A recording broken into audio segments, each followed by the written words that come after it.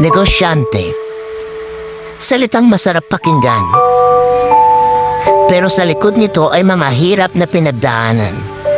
Salitang akala ng lahat ay parati kang may pera. Salitang minsan ay gusto mo nang tumambling. Pero dahil sa salitang ito, ay patuloy kang lumalaban kahit gaano man kahirap. Dahil ikaw ay isang negosyante na patuloy pang nanangarap sa ikakaganda ng negosyo mo. Hindi po ibig sabihin na may negosyo ka o nagnenegosyo ka mayaman ka na. Mayaman lang po kami sa pangarap at pananalig na mabagong pagmulong buhay namin.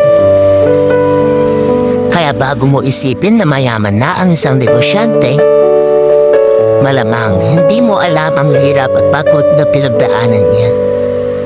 Kaya sa mga negosyanteng patuloy lumalaban para sa kanilang mga pangarap, saludo po ako sa inyo.